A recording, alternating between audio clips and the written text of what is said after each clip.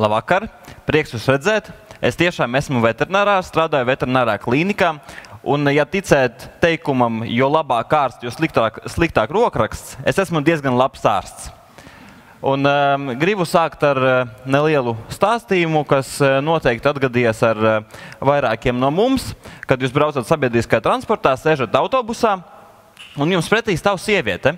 Un jums galvā notiek dilemma, vai palaist viņu sēdēt savā vietā vai nepalaist. Vai viņa ir pietiekoši veca, lai es viņu palaistu, bet varbūt es viņu apvainošu ar to. Tad kas ir vecums? Vai tas ir tikai cipars pasē? Lūk, vēl viens piemērs. Pa labi, jums pa kreisi ir students Māris. Viņš ir piekusis, viņam bija ballīte, mācības, vakarā vēl jābrauc uz darbu, bet pa labi ir Ome Inga, kura 7 no rīta jau iet no tirgus ar milzīgiem maisiem, kas sver smagāk par to pašu studentu Māri. Tad kas ir vecums? Man ļoti patīk vecuma definīcija. Vecums ir tās dzīves posms no tā mirkļa, ka cilvēks vairāk nevar ražot pēcnācējus līdz nāvei. Man sanāk, ka vajadzēja pienākt vienkārši pie tās sievietes un paprasīt, vai viņa var vēl piedzemdēt bērnu. Ja nē, tad lūdzu sēžties. Bet tad mēs pāriesim pie maniem pacientiem, pie suņiem. Balstoties uz tās pašas definīcijas, sanāk, ka suņiem vecuma vispār nav kā tāda, jo viņi var radīt pēcnācējus visu savu mūžu garumā. Galvenais iemesls, kāpēc mūsu un dzīvnieku ķermeni mainās ar laiku, ir saistīts ar reģenerācijas spējām. Respektīvi, organisms nevar saražot jaunas šūnas, un pilnīgi noteikti ir tas, ka tas skar organismu visas sistēmas, bet savā doktora darbā es pievērsīšos tieši skeletam, kauliem. Tātad tā izskatās mūsu draugi, bez ādas un bez muskuļiem. Un tāpat kā arī cilvēkiem, viņiem arī notiek vecuma izmaiņas mugurkaulā, izmainās stāja, izmainās gaita, kā arī notiek sāļu nogulsnējumi locītavās un arī artrotiskas pazīmes. Interesanti arī ir tas, ka uz pasaules ir ļoti daudz suņu šķirne, kas sver no 1 kilograma līdz pat 100 kilogramiem. Bet mazie suņi dzīvo parasti ilgāk nekā lielie. Bet tieši lieliem suņiem, kuri dzīvo mazāk, viņiem biežāk novēro kaulu patoloģijas. Tātad paņemsim vienu kaulu. Šis ir ciskas kauls, pat sunim sāk siekalas tecēt. Tas ir ciskas kauls. Viņš iztur ļoti lielu slodzi, un es arī viņu izmantošu savā doktora disertācijā. Vai kāds var pateikt, cik vecs bija dzīvnieks, kam pieder šis kauls?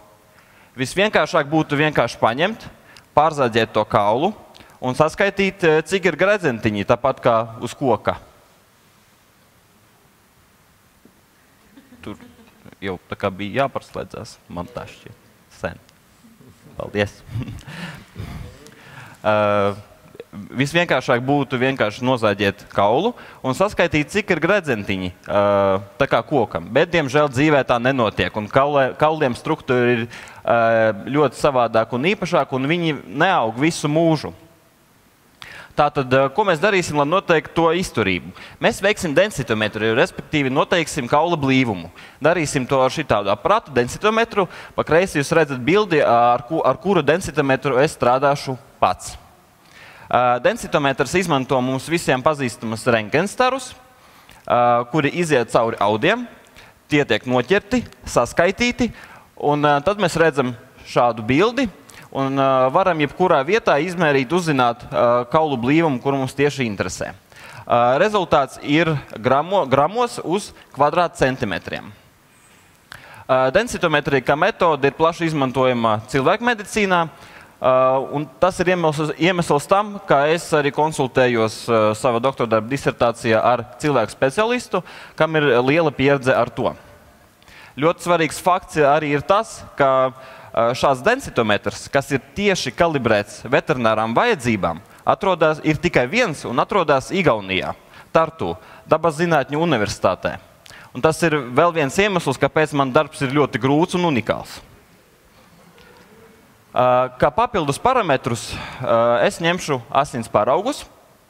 Asinīs es izmeklēšu D3 vitamīnu, kas ir ļoti svarīgs faktors kaulu uzbūvē un reģenerācijā, un specifisku kaulu marķieri beta-CTX. Tas ir viens no 4 kaulu marķieriem asinīs, bet tas ir vienīgais marķieris, kurš izmainās dzīves laikā. Suņi būs sadalīti 3 grupās pēc lielumiem – mazie suņi, vidējie un lielie, kurš savukārt būs sadalīti vēl 3 grupās pēc vecumiem – jaunie dzīvnieki, pieaugušie un tā teikt seniori. Apkopojot rezultātus, mēs izveidosim grafiku, kur mēs varēsim redzēt, kā dažādu izmēru suņiem izmainās kaulu struktūra pēc vecuma. Līdz ar to mēs varēsim noteikt to lūzuma punktu, kurā laikā ir vairāk jāpievēršās suņu kaula veselībai. Mans darbs ir arī ļoti svarīgs ortopēdijā, lai ķirurgam pat iedot vairāk informācijas par kaulu struktūru, lai viņš varētu precīzāk izvēlēties ķirurģijas metodi. Un arī izņemt ārā laicīgi tā saucamos dzelžus no kaula, zinot to, ka kauls ir pilnīgi vesels. Šāda veida pētījums ir unikāls un Latvijā, kā arī Baltijā, nav veikts. Mans viens no mērķiem ir ievest densitometriju Latvijas veterinārmedicīnā un izmantot to diagnostikai tādām slimībām kā rahīts, osteoporoze, kaulu vēzis, un pabeigt es gribu ar sava darba vadītāju frāzi. Suņi, atšķirībā no saimniekiem, mums nekad nemelo. Viņi vai nu klibo, vai nu neklibo. Paldies jums par uzmanību, un kamēr jūs esat jauni, uzdodiet jautājumu.